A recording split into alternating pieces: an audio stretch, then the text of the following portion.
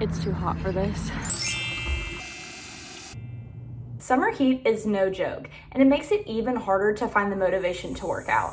That's why today I'm going to tell you the top ways that I fuel and hydrate myself through runs and workouts in Alabama heat. Let's start with water and how I'm replenishing the electrolytes and the water that I'm losing through sweat when I'm running. Because I run at about 7 o'clock in the morning, but even then it's already like 88 degrees outside, and with humidity and the sun shining on me, I'm sweating a lot and losing a lot of water. Now, we hear a lot about electrolytes in sports drinks. I even sometimes hear people refer to sports drinks as like extra water or like really good water.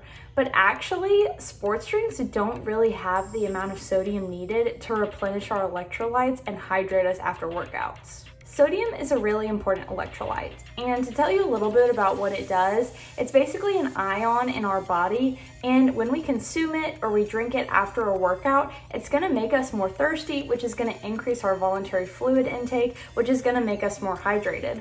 Also, when you consume salt, it decreases your urine output, so when you're drinking a ton of water, it's not all just going straight through you. It's actually getting absorbed in your body instead of just going straight through. According to an article from the journal Nutrients on hydrating after exercise, a drink should have sodium concentrations of at least 50 millimoles per liter to have effective restoration of bodily fluids after exercise. And compared to this recommended 50 millimoles per liter, most sports drinks only have 20 to 25 millimoles per liter, which is half, if not less than half. So how much is 50 millimoles, or whatever that means? Well, according to my rough math, or more like exact math and calculations, when you multiply that 50 millimoles of sodium by its molecular weight, you basically get 1 gram of sodium, and when you convert that to salt, because remember, salt is not the same thing as sodium, salt is sodium chloride, so when you convert it to salt, you basically get 2.5 grams of salt, which equals 1/2 teaspoon of salt. Now, you might be wondering, and I was wondering too, if 50 millimoles is the recommended amount of sodium for a sports drink, then why do most sports drinks not have that amount? Or why don't they just increase what they do have? Well, it's pretty simple. If they were to increase the amount of salt, that would decrease the palatability of the drink or how good it tastes, and effectively that would make less people want to drink it more often throughout the day as a casual drink, and it would lose the brands a lot of money. But thankfully, there are ways around this. So first of all, you could just add some more salt to your sports drink. You could also eat that sports drink with a salty snack. Or you could make your own sports drink, which is what I do. According to a dietitian with Johns Hopkins, you can actually make your own sports drink by just sprinkling in that 1/2 teaspoon of salt into about 1 liter of water, and then adding sweeteners, lemon, citrus, fruit, or anything else that makes it taste good. Now, the recipe for where I got the inspiration for my personal concoction is from one of my favorite YouTubers, Natasha Ocean, from one of her videos on training for her ultramarathon. And her recipe, she does about 2 limes juice, 4 tablespoons of maple syrup, and 1/2 teaspoon of salt with about 25 ounces of water. So her recipe does have less water and a little bit more sweetener in it than I do, because I do like to follow the recommendation of that 1 liter for your sports drink with that 1/2 teaspoon of salt. But I really like to drink it before and after my workout. Now let's talk the details of that, drinking it before and after. To be honest, I don't drink it before as much because as the dietitian from Johns Hopkins recommends, you should be drinking about 24 ounces of that sports drink or whatever you have with you about 2 hours before you run. And as I like to run early in the morning to avoid the heat, I don't really have enough time to drink that much, nor really the energy to make it for myself unless I do it the night before. But he also says that you should consume about 24 ounces of whatever sports drink or hydrating liquid you have after your run, which is where I'm better about it. And it's better than just water because, as we talked about, sodium is an important ion that can help really absorb the water in your body and keep it from just going straight out of you in your urine. Now, speaking of sodium, I really quickly want to talk about a myth that I so recently believed, Now, I've heard a lot of things about pickles and pickle juice and about how eating a pickle or drinking some pickle juice right after you run or right after you sweat a lot can help replenish those electrolytes in the same way that a sports drink can. But according to this article from 2022, this is not true. Pickle juice has been shown to help with some muscle cramping, at least according to this article, but there's no real indication that it can help athletes with staying hydrated and getting electrolyte replenishment. Now, as for the rest of my day in hydrating, according to the US National Academies of Science, Engineering, and Medicine, they say that an adequate amount of water for men and women, for men is about 15.5 cups per day, and for women is 11.5 cups. But of course, this can differ from person to person based on where you're living, how hot it is, and how much you exercise. So from what I understand, drinking a gallon of water a day for the average woman isn't really necessary. And if anything, it can really throw off your electrolyte balances. So personally, once I'm done with about 3 of my 32-ounce hydro flasks, I'm done for the day. Although this is subject to change based on if I'm feeling thirsty, if I'm feeling dehydrated, then I can of course have some extra water, and this is probably an indication that maybe the heat is getting to me a little bit more, or my exercise, I sweat a little bit more than I thought I did. Now let's get on to food. So how much I eat and what I eat very much depends on whether I'm wanting to wake up in the morning and go straight to run, or whether I'm going to run or going to have a gym session, because when I run, the things that go into my stomach, it makes it a little bit more sensitive than just going to the gym. The rule of thumb right before a workout is that you want easily digestible carbohydrates. When carbohydrates break down in your body after eating them, they become glycogen. And this glycogen is really what fuels us through our day-to-day activities, and especially through workouts, which is why I always try to eat some form of carbs before I go work out so that my body has something to go off of. Easily digestible carbs usually mean that you're going to be ready to go about 30 to 60 minutes after eating them. While you can eat a full meal, but you're probably gonna have to wait more for 2 to 3 hours before you really feel up to doing your best and going all out.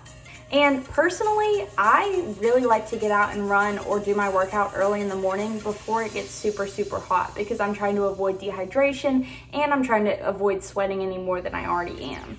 So I really don't have time for that full meal, so what I have to fall back on is those easily digestible carbohydrates that are gonna have me out the door in about 30 minutes. If I'm planning to do about a 30-minute run, then usually a medium-sized banana will do the trick.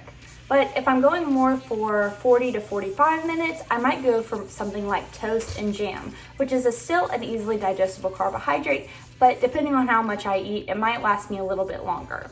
And a fun fact about toast and jam, so we hear so much in our nutrition classes that whole grains and whole wheat is so much better for you than refined, which in most cases it is, but actually white bread can digest more quickly and present less stomach issues for you during your run. So it's okay to have that white bread in the morning, especially because according to My Plate, our national nutrition guidelines, a fourth of your plate should be grains, but only half of that has to be whole grains, or should be whole grains. And while you usually want to shoot for more of that, it's okay to have your white toast in the morning. I also find that oatmeal made with just raw rolled oats and water before a run can really keep me fueled and full for a long time.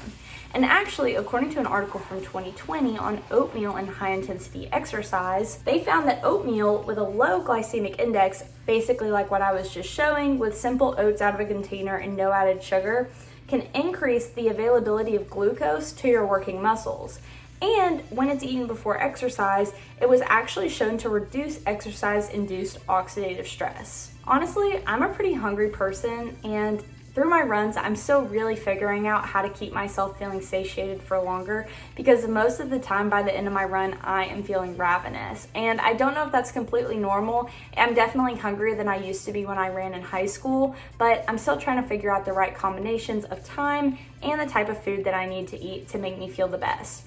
And so far what's really worked is eating 2 to 3 hours before of just a whole meal and then going on a run. But as it's getting hotter, I fear that that will not be okay, because I can't just be going to run at 10 or 11 in the morning when the sun is just going to be blazing down and my heart rate is going to be up so much more from the heat. So now we've talked about eating carbs before a run, but what about protein?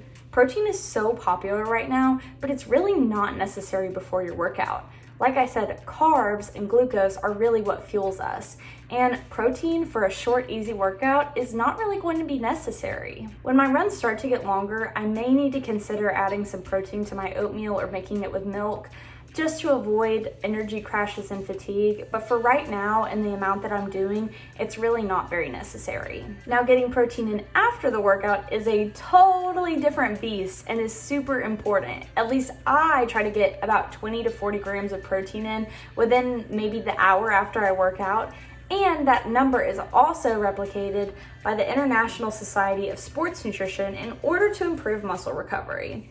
Though the ISSN does just say that you need to get this in within about 2 hours of your workout, but since I'm usually leaving for work shortly after, I just like to go ahead and get my protein in and be done with it. And carbs are also really important to replenish after your workout, because like we talked about earlier, carbs are really your main source of energy, so replenishing all the things that you burn through during your workout only seems fair. According to an article from the International Society of Sports Nutrition, within the first 4 hours after working out, the ISSN recommends consuming about 0.4 grams of carbs per pound of body weight, with 0.1 to 0.2 grams of protein per pound of body weight during each hour to help restore glycogen faster. Now, I'm not sure that I exactly follow these recommendations, but I know that fueling yourself throughout the rest of the day is really important. So now that we've covered what I eat and drink before and after a workout, what about during? Well, what I found online is that if you're running or working out for less than an hour, you don't really need to be consuming or drinking anything during that amount of time.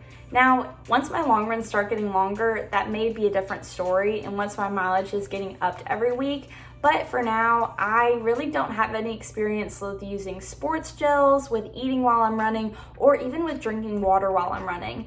I never bring water with me, and again, that might change in the future, but so far I don't really have any experience with that and I can't speak on it. And honestly, that does align with my experience from high school. I remember going on 8-mile long runs that lasted about 60 minutes and not needing anything to eat or drink during that time period. As my experience running grows, so will my experience fueling myself.